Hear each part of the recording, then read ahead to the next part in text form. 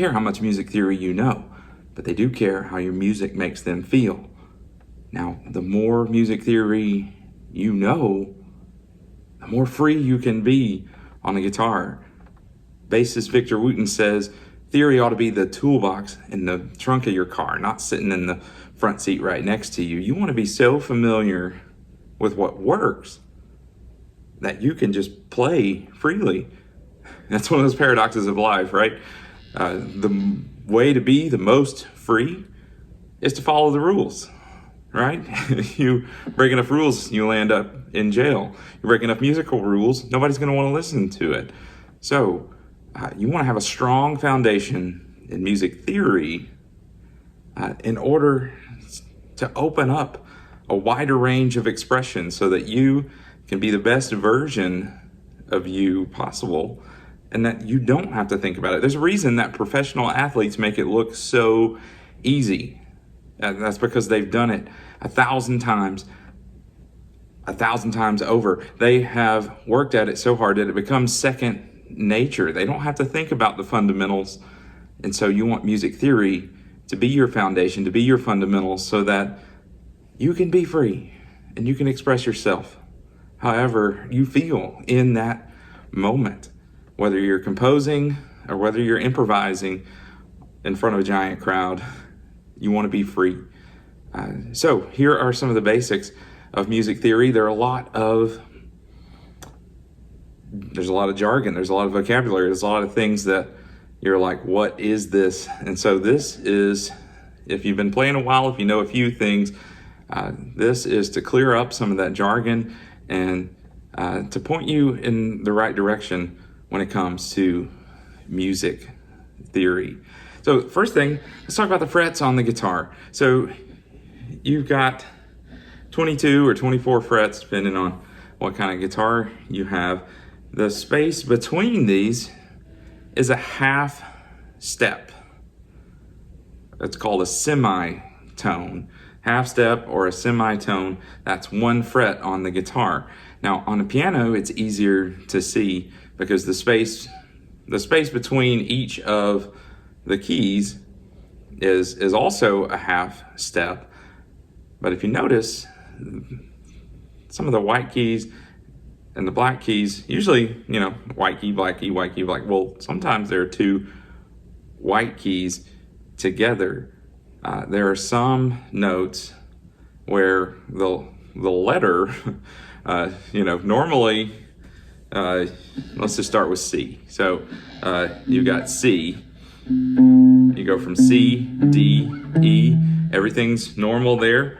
That's a whole step apart. So a major scale consists of whole, whole, half, whole, whole, whole, half. So what that means, a whole step is 2 frets on the guitar, and so you put 2 semitones together, 2 half steps together, you get a whole step. So to make a major scale, if we're going to stay on one string and just work our way up, C major is a good scale because there are no sharps or flats.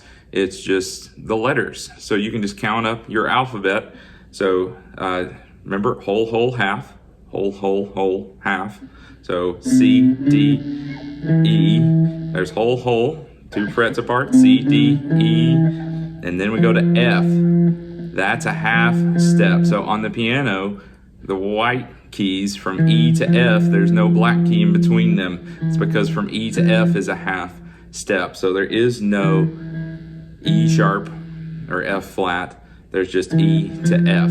That's one of those weird things about it. You're like, why didn't they just make it A, B, C, D, E, F, G and make that the starting point and none of this? Well, I don't know. But whole, whole, half. So whole, one, that's 2 frets, that's a whole step. D, C to D, and then D to E, it's a whole step. And then half step from E to F. And then G is a whole step. A starts over at A. And then B, another whole step. So you got whole, whole, half, whole, whole, whole. And that's your B. And then a half step to end it. Now that's your major scale in the key of C. So the way you tell the key, if you're looking at a piece of music, you look at the beginning, you'll have a treble clef, or a bass clef if you're playing a bass. Guitar is usually in treble clef, and the number of sharps and flats, either that B symbol or the pound symbol, that's going to indicate whether it's what key it's in. So C has no sharps or flats. F has one flat. G has one sharp, and you can go on from there. A lot of stuff on guitar is doesn't have a ton of those. If something's an A, it has 3 sharps. D has 2. A has 3 sharps. E has 4 sharps. Those are probably your most common keys on the guitar. But if you're playing with some kind of band, especially like a jazz band or an orchestra of some kind, then you might change keys a lot and you might get some weird keys. Easiest way to do that on a guitar is with a capo, and you play something you know, but we'll talk about that later. So remember, your major scale is built on whole, whole, half, whole, whole, whole, half. Now, we don't move around that much on the guitar. You want to put things where you can reach them, so typically your major scale would be played like this. And then you notice we end on a C. We begin and end on a C. Those are 8 letters apart, and so we call that an octave because they're 8 notes apart on that major scale. This major scale, a lot of things are built around that, and we call that harmonization, is how different notes and chords fit into that same major scale. So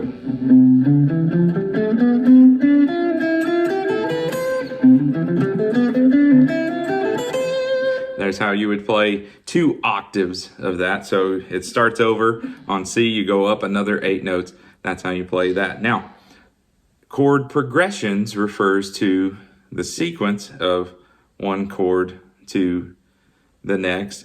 Those are based on your key, and so your starting chord usually is what key you're in, not always, but usually that's what key you're in. You would look at the key signature, see how many sharps and flats are there, and that would tell you what key you're in. And a lot of songs start with the first chord in that key, and so that's usually an easy way to tell, but not always. But anyway, we give numbers to that. So C would be 1, and you don't have to worry about sharps and flats in C, so you just go up in the letters. So if we want to build chords into this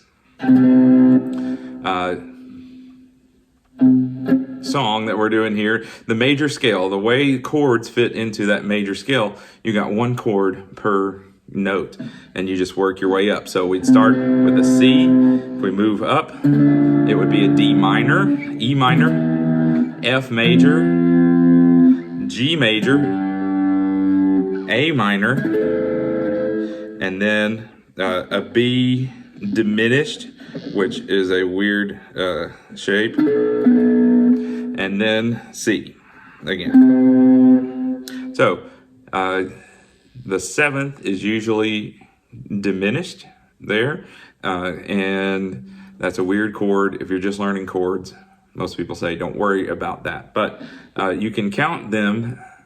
There's a Nashville number system that you can look up how that works, and they don't tell you what chord to play, they just give you a number. So in the key of C, 1 would be C major. And if you know you're in the key of C and they tell you 2, we know that's going to be D minor. 3 would be E minor. 4 would be F major. 5 would be G major. 6 would be A minor. And so there it is. 6 would be A minor. And so you build a chord progression off that. A very common chord progression is 1, 4, 5. A lot of pop songs use that, and you might add the 6 in there. But if you've heard of a 1, 4, 5 progression, that's what they're talking about, is in the key of C. C is the 1 chord, and F is the 4, G is your 5. So 1, 4, 5.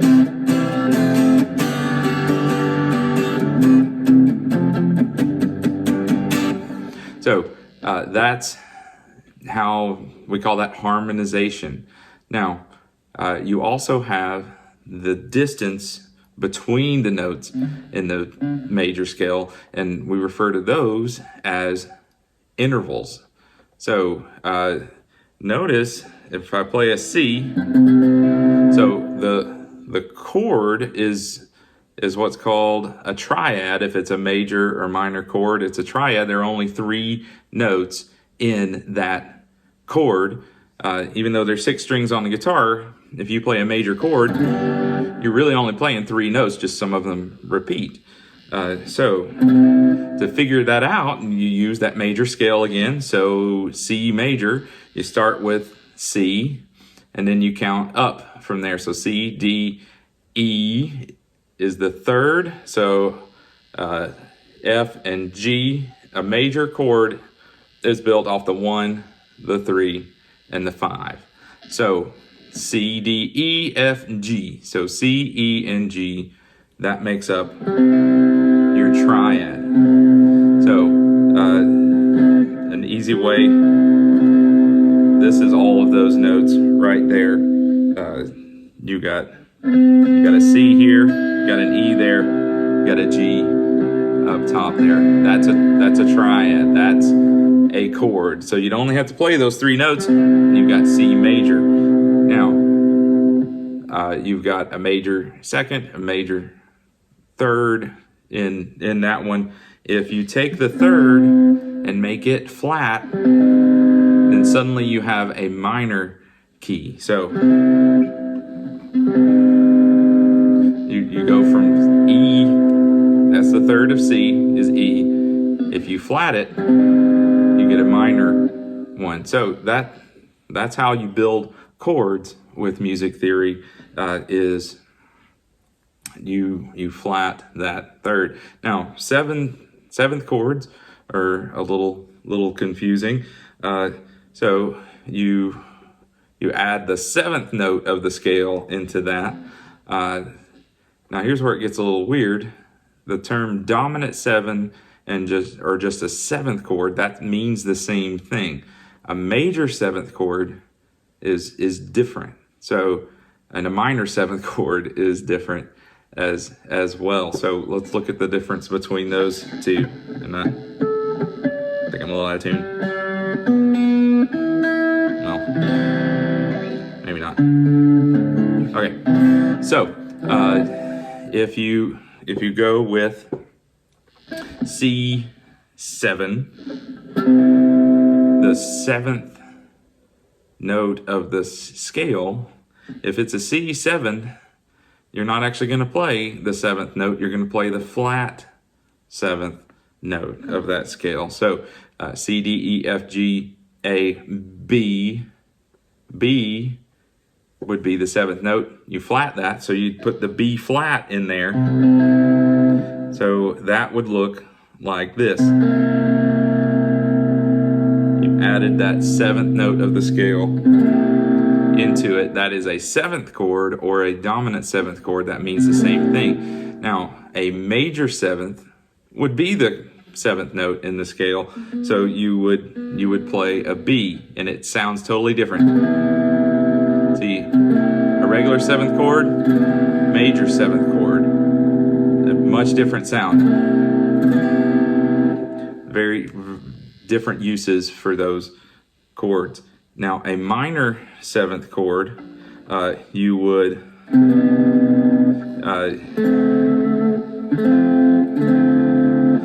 add the flat 3rd and the flat 7th to make a minor 7th chord. So here's our C, here's our C7, or C major 7, there's our C7. If we want to make it a minor 7, we add that flat 3rd in there. So instead of the regular 3rd, the major 3rd, you add the minor 3rd, and now you suddenly have a C minor 7th chord. So these chords are easier to see on the piano than they are on the guitar, but it's really fun to try to figure that out. Now, you need to learn the names of the notes you're playing, and if you do that, then you can figure out, you just count based on wherever you start.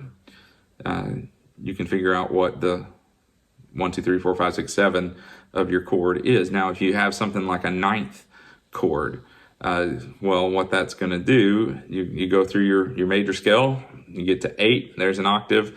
The 9th would be 1 past that. So that's the 2nd note, but it's repeated. 2nd note of the scale, but it's repeated an octave higher. So in C, C, D, E, F, G, A, B, C, there's 8. One more would be D. That's 9. So if we got a C and we want to do an C add 9. A C9 is a different chord. This is where it gets really confusing, right? But C add 9, you add the D in there. So if you've ever made a C like this, it's really a C add 9, because that D right there, it's an octave higher.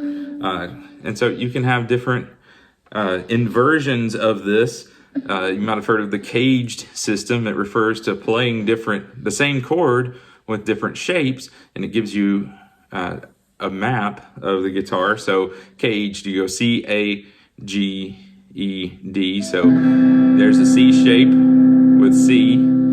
Here's an A shape. Like if I made the A chord up here, if I move it up, I'm still playing C, but now it's up here. So C, A, do the G shape, and really the whole thing would be like this, but that's kind of hard. So you'd really just kind of play it like this, and don't do all the strings. So C, A, G, and then the E shape. I'm still playing C, but this is an E shape. Instead of this, you can do it up here.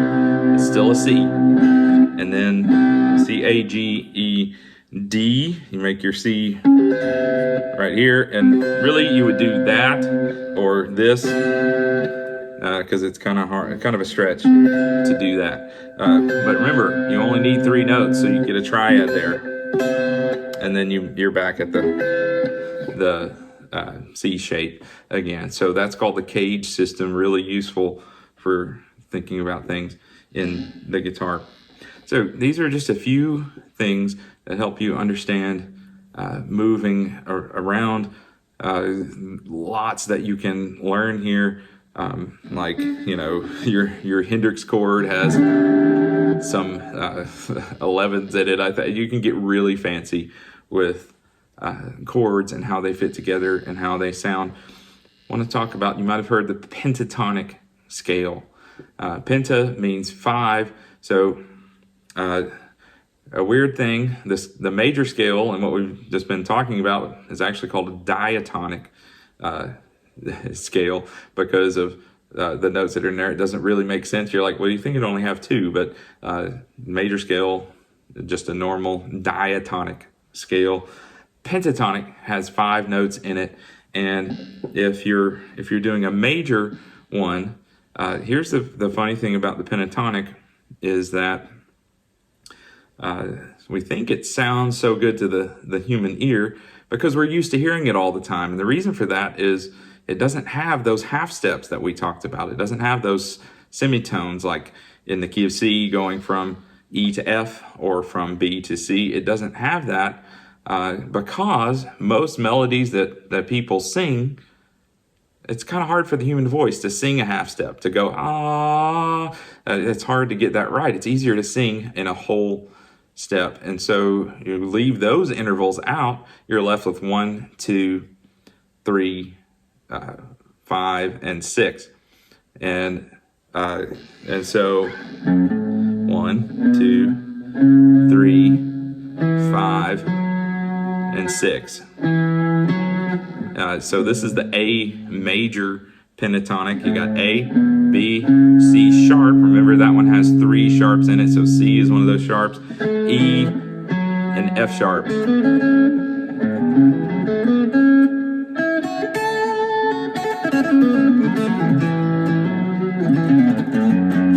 So that's your A major pentatonic scale. So 5 notes in that. Now you can play an A minor pentatonic. That's going to have a 1, a flat 3, and a flat 5 in it. And a weird thing, you can use that minor pentatonic in a major key, especially if you're playing the blues, and it gives it that bluesy kind of sound. Those intervals, remember an interval is the space between the notes.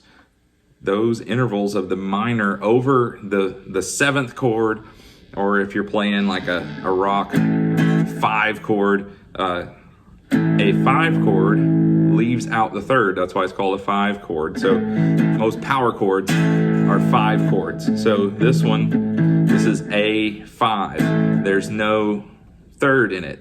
There's nothing to make it major or minor. So that's why things like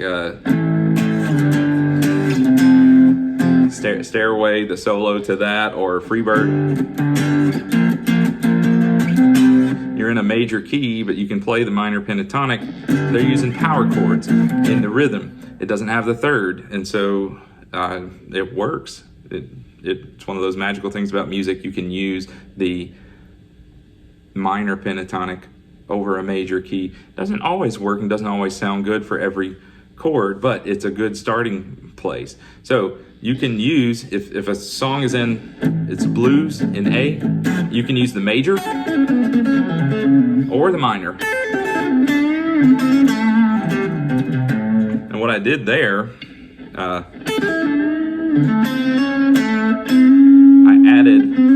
added the 3rd into it. And so if I'm playing blues in A and I add the 3rd, then that's going to give me something that matches the chord that I'm playing. So I've got the minor pentatonic shape. And that's just your basic box. That's box 1 of the minor pentatonic right there, or the major. That's box 1 of it. There are 5 boxes. And you really want to get to where you can see them connect and extend them across the neck.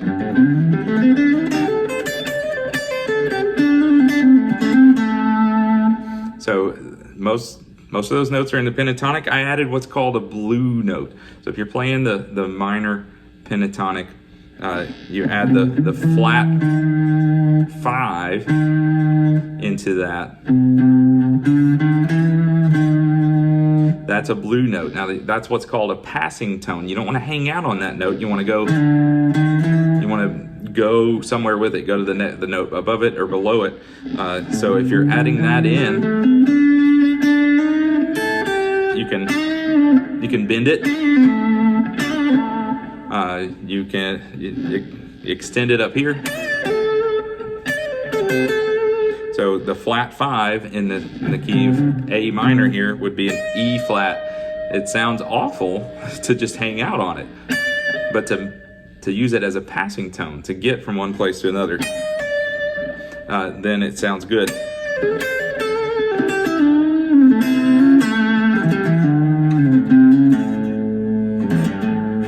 So those are some tricks that you can use in your soloing, if you're trying to improvise, if you learn these different pentatonic boxes. It's the same 5 notes of that scale, but in different positions. If you go to my channel or to my Patreon page, I have some other videos about this.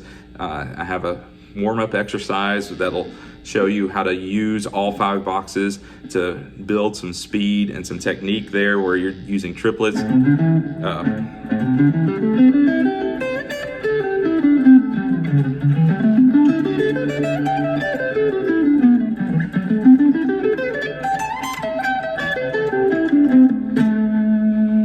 So that's one thing you can do to really build some speed and dexterity, and you build what's called muscle memory in your fingers so that you don't have to think as much about it, and your fingers will automatically go to the right places. And because you know some music theory and you have that muscle memory, it'll sound good, and you'll feel more free.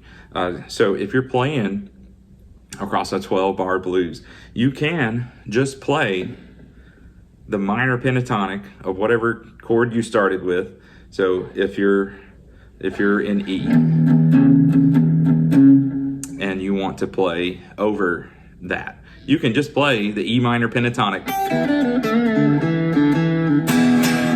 You can just play that the entire time, just those notes, mess around with it.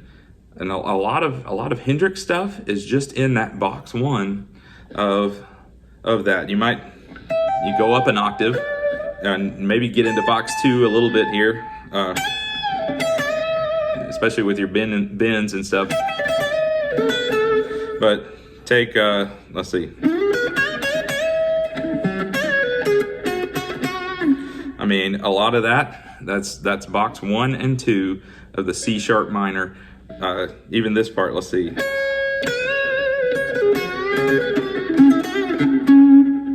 I can do that better.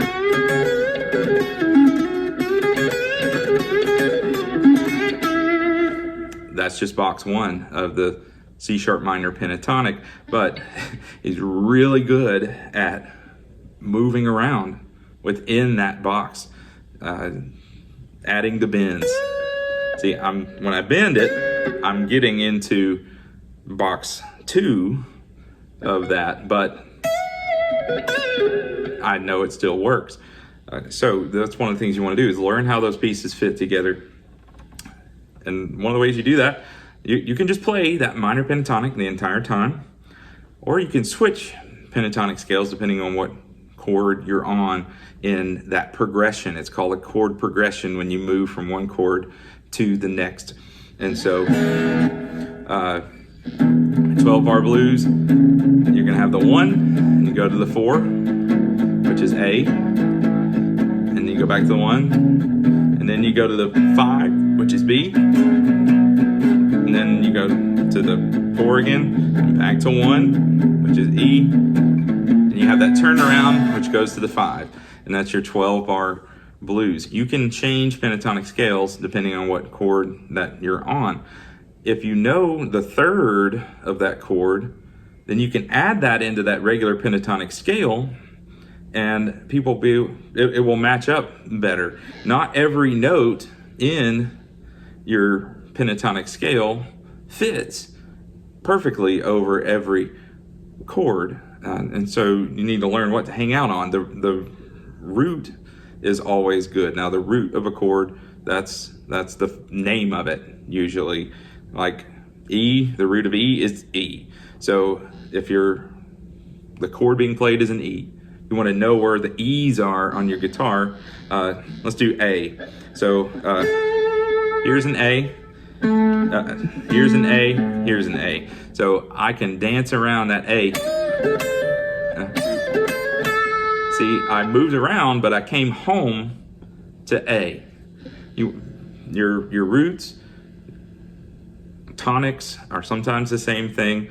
Your root, your tonic, that's your home. That's your starting point. So you want to end there. You can begin there and end there. But you want to know where that root is, because that's going to match your chord very well. So even if you're only playing the A minor pentatonic, if you treat the home base of whatever chord you're on and match that. So I play A when I'm on A. I go to E when it changes to the E chord. I go to D. Then it's going to sound really good. But there's an A. I can repeat that same phrase Up here, I can repeat it again down here. And I'm ending on A in each spot. All I had to know for that lick is where the A's are, and I can play the same lick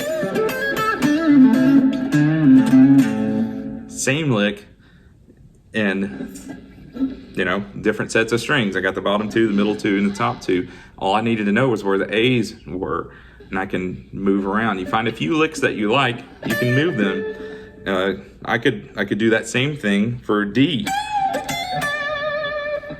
And so when the song changes to D, I can go play the same lick, but all I needed to know was where that D was, and then I could play the same thing right there. So that's one thing you can do. Now, some songs don't start in the key you're in, or they don't have what you expect to have in them. So take everybody's favorite here. So Back in Black, E, D, and A. You're like, okay, what key is this in? You can have different chord progressions that are based on modes. Now, a mode is just moving your home base of a major scale. So like C, well, let's do A. So if I want to do the major scale of A,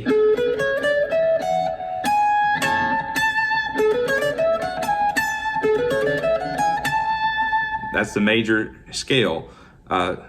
But if I move the home base of that, if I started on a different note, if I started on B, it's going to have a different sound. If I play the same notes, but I begin and end on B,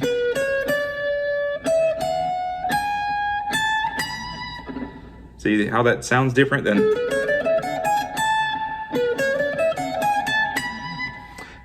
It has a different tension. It has a different resolution at the end. That's because of the intervals are different. It's the same notes, but you changed your home bass, your starting bass.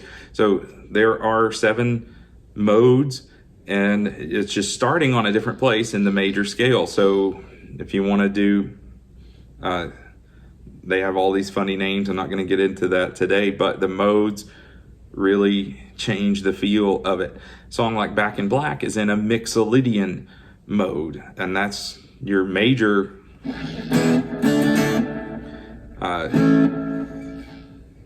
chord progression, except it has a flat 7.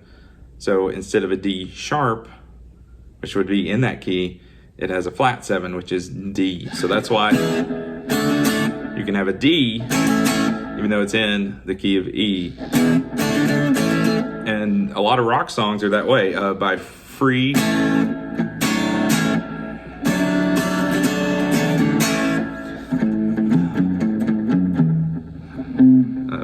well, I've forgotten it. There it is. There we go. I'll get it right.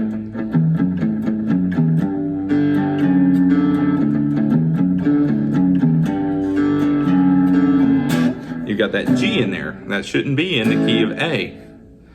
But it's a flat 7. It's a Mixolydian progression. So you can play, instead of that major scale, I can put the flat 7 in there. Now I'm playing A Mixolydian. And so that gives you a different way to solo using the Mixolydian mode. It's the same as an A major scale, just with a flat 7.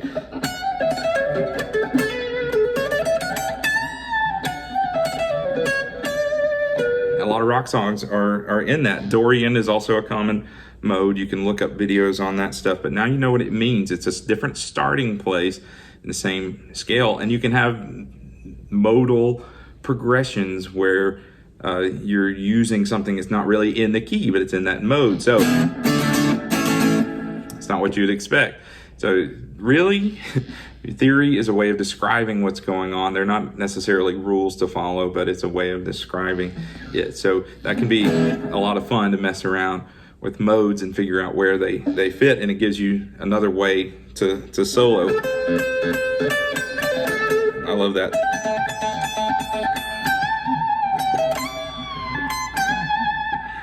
And that's just your pentatonic scale again, the solo to Freebird. That's box 1 of your minor pentatonic. The solo from Stairway. That's box 1 of the minor pentatonic. But they do throw in some modal stuff here and there. It's those extra notes that add some color to it, add some tension. But you want to know where those belong. Now, you don't have to have all this running through your head every time you play. You want to be able to feel something. You want to be able to project that feeling out whenever you are playing. But if you know this, if you have it in the back of your mind, then, if your fingers, if you think Mixolydian, if you think a Mixolydian and your fingers automatically know what to do, then you don't have to think as much, and you can express yourself more freely. You can make better music. People will love listening to it. Let me know what questions you have below. Let me know what I can make other videos about if you've made it this far. Thank you. I want to help you learn. This is fun for me. I'm just a busy dad, making these videos at night after everyone's gone to sleep. That's why the amp's not so loud. But I'm having fun with this. I'm learning too, and I'm trying to share that with you. So leave me a comment, subscribe. Let me know if you have any other ideas. If you have any questions, I'd be glad to help you. Keep playing.